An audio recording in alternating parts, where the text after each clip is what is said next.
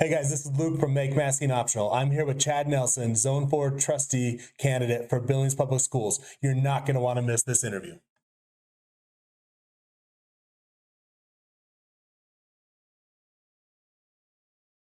All right, so we're going to shift topics here. We're going to shift and talk about board meetings. Because that's exciting. Yes. What do you feel, how do you feel personally in a board setting, how to resolve conflict? Reduce conflict, limit conflict, it's gonna come up, especially if we get some of the parents' voice candidates elected in there. There's going to be conflicts. There might be some conflicts that arise from that. How do you handle conflict? Me? Yeah. Run and hide. I don't know.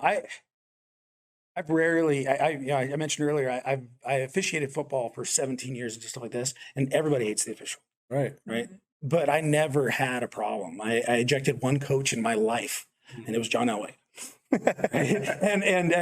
So it's not a, most of the time, even when you're passionate in those situations, your team is winning, you love these kids, right? There's very little reason why it has to escalate. And so I don't really like the escalation things. I don't see escalation. I've always been pretty good at not letting things escalate. So how do you do it in the school deal? Well, one thing is we have to understand right now, parents aren't coming to these meetings unless they're hot. A lot of times, yeah. Right. It takes some emotion for them to do this and to speak publicly. I mean, that's terrifying. And so for a person to actually take that initiative, you have to understand they're riding right here. Mm-hmm. So I kind of understand the idea of let's not engage right now. Mm-hmm. But you have to, even if they're out of line in your opinion, you have to acknowledge it. And so like the other night, there was a very passionate speech by a lady at the school board meeting. And even I was sitting there like, ooh, where is this going? Right. And then she hit him with a zinger. Mm-hmm. And I don't know how the appropriate action would have been at that time, except for we so appreciate you coming and talking to us. Mm-hmm. And, believe me, we will discuss this. Our policy is not to dive in right now because we can't fix it right now. Mm-hmm. Right. It's not on the agenda. We can't take action tonight. Yeah. Right. But then I don't think there's anything we do right now to fix that. Yeah. But you brought it to my attention. I do the same thing at my work. I mean, people call in, and I don't know what to do. I'm really upset about my insurance. Like, well, you did the right thing. You called me and let me know you have that you're upset, that you're mad, that you're angry, that you're scared, whatever it is, because I'm your advocate. Mm-hmm. And I think that's what the school board is supposed to be, is we're supposed to be the advocate to then, breach this bridge between the teachers union and the teachers that aren't in the union and the superintendent and the parents, and try to have some sort of, because it wouldn't be fair for every, the superintendent or every teacher to be out at dinner and have to defend something at dinner. Right. Mm-hmm. Right. There needs to be a process for it. And we need to make that known. How do you do it? Yeah. Well, you brought up a good point, because I feel that the whole district is out of balance because, like you said, 6 have been appointed, right? There hasn't been a contested election in 6 years. So the school board, I don't feel, sees themselves as the parents' advocates. I don't see themselves as representing their constituents. I feel like there's this unholy trinity that's been formed where the union, the board, and the superintendent are all on the same page, covering each other and working together to accomplish their agenda. And that's how I see it. Well, when you have unanimous votes, when you have unanimous votes all the time, it has to be that way. And when you consistently are appointing people that keep doing that, I wish the guy that was appointed to my zone hadn't voted the way he had, because then I would have to do this. Right. Right. Well, the ironic thing about that is when you look at his interview, when he was interviewed to be appointed, one of the things he said, the role of the board of trustees is to be oversight for the superintendent. And then his very first meeting, he votes to give his authority to oversee the masks to the superintendent, the person he's supposed to oversee. So that's a problem. He would have been much wiser, especially not new into it, to saying, I'm not qualified to vote on this right now. Yeah, I would abstain. Yeah, that would have been a much better move. Yep. But instead he was in lockstep. Yeah, and that's a problem. That's a problem. And and there could be evidence out there that I don't know and I'm not seeing, but I don't think that we're seeing a fair representation. I have no idea what the percentage of people in Billings that are anti-mask. I know that throughout the whole time, a majority of people weren't doing it. Right. and the first day it became optional for the city or the state, when the governor lifted the mask mandate, you saw a very small minority that continued to wear them. The first day it became optional for Billings Public Schools, a very small minority continued to wear them. So I don't know what the percentage is either. But it had to be better than 10%, right? Yeah. They're against it. Okay, well, since we have almost 10 people on the board, there should have been one. Right. If there was a true representation of the population, right? Agreed. I tend to think that it was stronger, against than for, but if it was 50-50, right, there should have been 4 to 5. It should have been things like this. Yes. And that would have been or represent. There's certain things that our school, the district and our school board, they could have really tried to nurture a trusting, even if the system was broken, they managed it better to trust, be a little trusting. The way it's gone, it looks like dictation, railroading, This is the rule. Yeah. Well, here's a point to that I didn't think they wanted to cede this, but if I was on the board, what I would have done is, when you're hearing from parents personal stories, they may be anecdotal to you, that's fine, of harmful effects of masking, a proper response could have just been, I'm sorry that your child is experiencing that. You have to understand, we are trying to make the best decision for the community at large. Make up whatever excuse, our policy, whatever, our COVID funding, make whatever excuse, but just a small amount of compassion or empathy, just saying, I'm sorry your child is experiencing that, would have went a long ways in this community. And instead, what we got was a blank stare, or basically a proverbial middle finger. Well, you guys were way more involved than I was. My impression was that we got flat out lied to right to our face. Right? I felt that the time I went in, that they were nodding and smiling, and we're with you. You feel your pain. We got rid of it as soon as we could, right? At the end of the school year. And I felt like they were sitting there trying to appease, but you read down there, you can find it. It's from the July, it's the July agenda minutes. July of 2021. Go read the agenda. It's right there. We want this money, right? The number one example they give is forced masking, universal masking per. Right. And when I brought that up, one school board member said I was confused and didn't know where I was getting my information. And then the superintendent said I was lying. Right. You're reading their... I had no idea about this till I came here, sat and read your agenda while I was waiting. Read the agenda. Yeah. Right. And it's like, I didn't make this up. That's a problem. Yeah. That's a problem. So I felt like I would rather have someone be absolutely wrong trying to tell me what to do than lying to me. Mm-hmm. Yeah. Right. Right. I'm sick of being lied to by this board. I'm sick of it. And that would, so I think that would have been, I do think there could be a little bit more, but I felt like that was actually happening. But you guys experienced more than I did. I felt like they were, I felt like they felt we were stupid.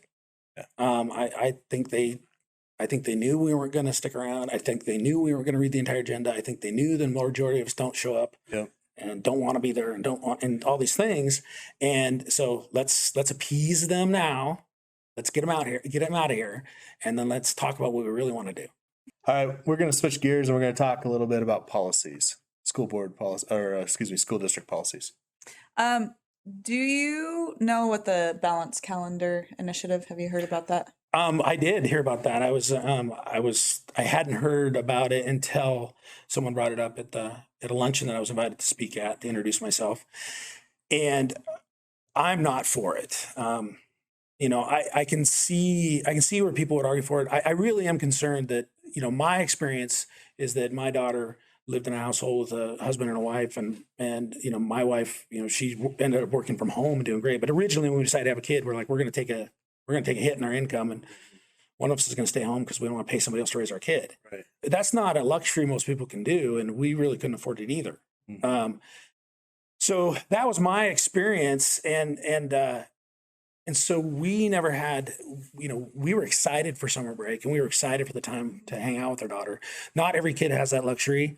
And I think school can be an amazing place, you know, a safe place where they can do. And so I do agree with having programs for it. I'm not for year-round For school. everyone. my hometown, of course, not when I was there because it would have been great. Right? They do a 4-day school deal, Yeah. right? And they don't even go year round.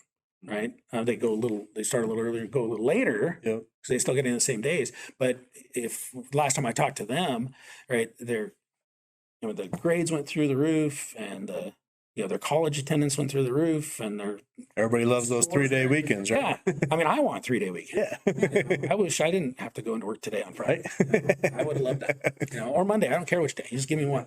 And I'll say just balanced calendar initiative. It's year-long school. Yeah. Like, I mean, I know you knew that, but it's like they make it sound so like balanced initiative. It just sounds so like success is right Yeah. around the corner.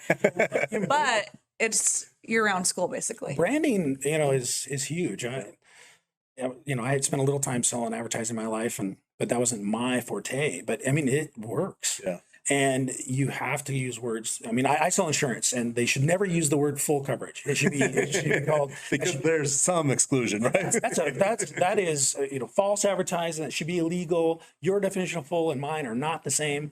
You know, and it shouldn't be allowed. But the word makes you feel safe. Makes us feel safe. Yeah, and so, you know, we're going to see that with, you know, equity. You know, we all want a fair shake, Right. and we all support that, right? But not what, you know, they're changing the word to make it more attractive, Yeah. and so no, I'm, you know, I get it, I get making it, you know, instead of, you know, your sentence is, you know, 12 years.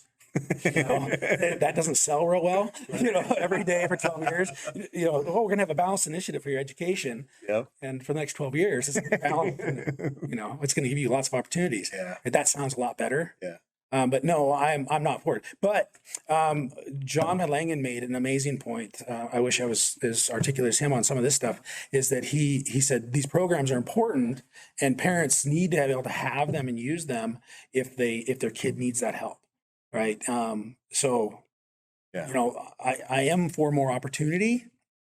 Yeah. But I'm not for forced. I'm the choice. I'm definitely choice. Choice. You know, I would have been okay with them saying you have a choice to do masking.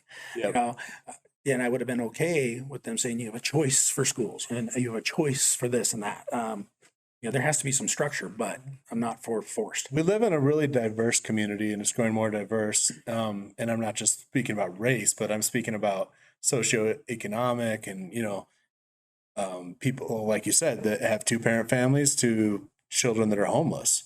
And so you're exactly right. There is needs for programs, there's needs for things. But just like I was very strongly adamant about masks being choice, I agree with you that, you know, summer programs should be choice too. Yeah, and if a kid, you know, and the choice is if I screw around all school year, now I have to go to summer school. Yeah. That was my choice. That was my choice. Right now, this is consequence, and this is something that's really hard for people to swallow.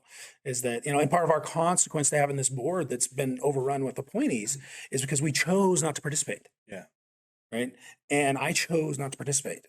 You're free to choose. Yeah. But you're not absolved of the consequences of those choices. And this is my consequence. Yeah. Is that, Yeah. you know, my daughter had to, you know, deal with this Yep. in her last 2 years of school. So now we're doing this to try to avoid that happening to your kids. That's right. You know, my nephew who's coming up, and you know, everybody else. Yeah. So some community members and employees are resistant to change, while others see change in a positive way. How do you view change in your life, professionally or in education programs or anything? I don't like the fact that my pants got bigger. Yeah. That they shrunk in the draft. Yeah, there's other things. I don't know. Change is going to happen. There's nothing you can do about it. Yeah. And there's going to be resistance too. I'm pretty old fashioned. I wish that, we didn't have, television and you had to sit down and have a dinner, 6:00 with your folks. Mm-hmm. And the deal started off with, okay, what did you learn in school today? Yeah. What good happened? What bad happened?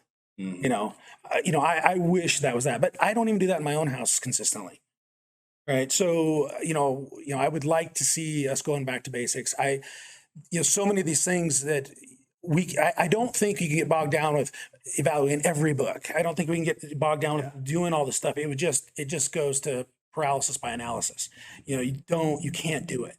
And, in the Federalist Papers, I think it was Jefferson was writing about how in the city that he was involved in first, that it was a true democracy. It was insanity. Yeah. Right. Nothing got done. Right. Right. Because it was just constantly hours of fighting. It's like a baseball game without an official.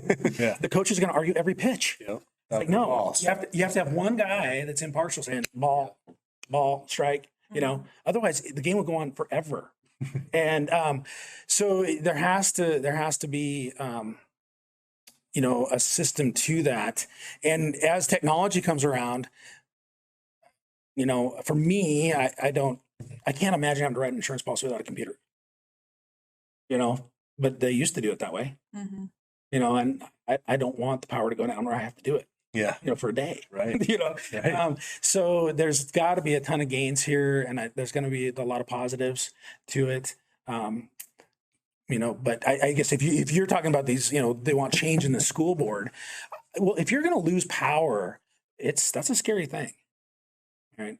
And so if one group feels like, that they have power and they have a semblance of control. I mean, we all want to control things in our life. And if you finally got something done and you're like, okay, I can focus on this now, and all of a sudden this starts coming apart, it's really scary. Yeah. So hopefully that's not what's happening. Hopefully what it's doing is parents start now engaging, in 2 years when my election would be again, right? Because normally it's 3-year cycle, but this time it's 2 years. So my cycle will be in 2 years. Well, hopefully, there's not a line of people out there with pitchforks that hate Chad Nelson, but hopefully a bunch of people are like, you know what? I'm a concerned parent. I want to get involved in this. And, and either they're coming out to support me or they're coming out to say, Chad, how would you like to, go to the bench? Yep. I mean, I'm not saying kick you to the bench, but yeah. But I mean, you can't want to do this forever. I mean, right. It's really odd to me that some people have stayed as long as they are, because, and then voted that way. It's like, what are you getting out of this? Yeah. Mm-hmm. So, and I don't know. So, are you an ends justifies the mean type of person when it comes to getting things done? Or do you consider your convictions and principles? My wife says I'm honest to a fault, which I don't know how you make a complaint about that. Let's figure that away. So, she says that I would be farther ahead in business if I would just be a little bit more ruthless. She says I'd be this if I was just a little bit, if I didn't tell the truth too much. My business partners say that I just give it to them. Don't try to explain everything to them. Right. I think I'm very much a principles person. I will not, I can't. And that's why I struggle with the unanimous votes really? Yeah. Is there anything in your life you're that convinced of? Like in I don't know if you want to go religious, but one of the biggest miracles in the Bible is it says that in the end, every knee will bow and say God is just. That's amazing. Yeah. Right. Your definition of justice and mine are not the same. Right. So that's incredible that's going to happen. So it just amazes me if people can, they really, is unanimously, agree to this. It doesn't make sense. So I hope that answers your question. It does. Right? I like the answer. Okay. Chad, it's been a pleasure to have you come down and visit with us tonight. Where can people find out more about your campaign and how they can help you out? Well, hopefully I'll get out there and do some legwork and people will start hearing that way. My website is long and terrible. Chad, the number 4 schools .wixsite, that's WIXSITE.com/go Nelson. So hopefully you think that's funny. But so that site has it. It's not like I'm super active and posting up stuff on there, but you can look into it that way. I do have a Facebook page, Chad 4 Schools. You can find it that way. My email, chad4schools@gmail.com. I've really enjoyed having people that have been reaching out. I hope that people feel like I've been responsive, and I enjoy calling them. I enjoy talking to them, hearing what's going on. People have been pretty awesome, pretty supportive. Makes me feel good for making the decision. So, yeah, please hit it up. Well, you guys heard it tonight. Chad Nelson, candidate for Zone 4 for Billings Public Schools Board of Trustees. The elections are coming up May 3rd. You're going to receive your ballots if you're registered to vote in mid-April. They're going to go out via mail. So make sure when you get that ballot that you check Chad Nelson's name. You can go to makemaskinoptional.com and /school board and get some more information about the candidates, find out what district you are in, what zone you're in. But tonight, I hope that we made the compelling case for you. Chad Nelson, he's a friend of public education. He's pro-education. He's pro-parent. He's pro-student. He's pro-teacher. He is basically pro-educational rights, parents' rights, and he doesn't want to micromanage and control the classroom. He just wants everyone to get a good quality education, and I think he'd be a fantastic addition to the school board, and I hope you think that too. So thanks for your time, Chad. Yeah, thank you.